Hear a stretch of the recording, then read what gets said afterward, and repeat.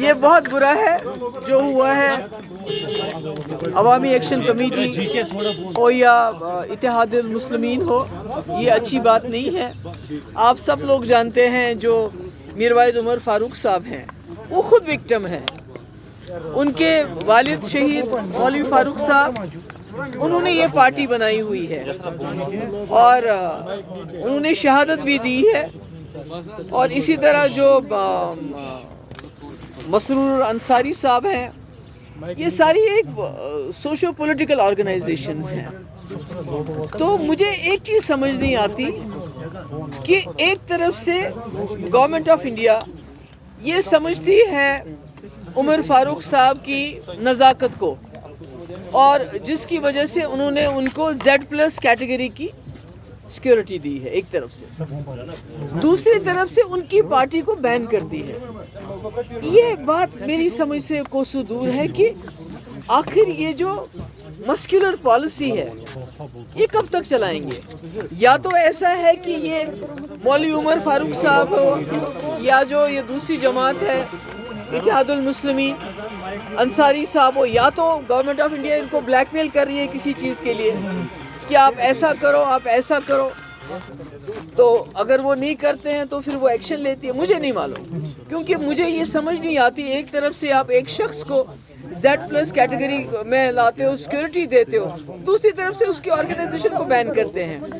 تو میں سمجھتی ہوں، میرا یہ خیال ہے کہ یہ نہیں ہونا چاہیے. آپ نے بہت مسکولر پالیسی اختیار کی. اب کہیں نہ کہیں لوگوں کو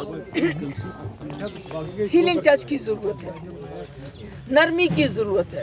تو ایسے میں جب آپ ایک ریلیجیس ہیڈ کے خلاف اتنا بڑا ایکشن کرتے ہیں تو کہیں نہ کہیں کشمیر کے دل اور زیادہ آپ تکلیف پہنچاتے ہیں. میم، لیڈر آف اپوزیشن نے آپ کو تنقید کا نشانہ بنایا، کہا یہ جماعت انہی کی خام خیال جماعتوں کی پیداوار ہے، اسی لیے انہیں زیادہ تکلیف ہو رہی ہے. یہ دیکھیے نا، لیڈر آف اپوزیشن سے یہ پوچھنا چاہیے کہ آپ کی سرکار نے ابھی ان کو Z کیٹیگری کی سیکیورٹی دی ہے، وہ کیوں دی ہے؟ اگر ان کو خطرہ نہیں ہے، اس کا مطلب ہے کہ وہ وکٹم ہیں. ان کے والد نے شہادت دی ہے مولوی فاروق صاحب نے، اور آج اسی وجہ سے میروائز عمر فاروق کو Z+ کیٹیگری دی گئی ہے تاکہ خدا نخواستہ ان کے ساتھ کوئی غلط کام نہ ہو، کوئی برا نہ ہو. اگر وہ اینٹی نیشنل ہوتے تو پھر سیکیورٹی تو نہیں دیتے نا. میم ایموشنل ہوئی آپ، کیا وجہ ہے کہ آپ ایموشنل ہوئے؟ آپ کے نہیں دیکھیے، نہیں ایموشنل کی بات نہیں ہے. میں سمجھتی ہوں کہ جو اس وقت جموں کشمیر میں ہو رہا ہے، مطلب کہ آپ ایک رہنما جس کے والد نے قربانی دی، اتنی بڑی قربانی دی ہے، آپ اس کی پارٹی کو بین کرتے ہو کس وجہ سے؟ اور افسوس تو یہ ہے کہ جو یہاں چنی ہوئی سرکار آئی جس سے لوگوں کو امید تھی کہ کہیں نہ کہیں ہمارا بچاؤ ہوگا، تو اس کا تو الٹا ہو رہا ہے.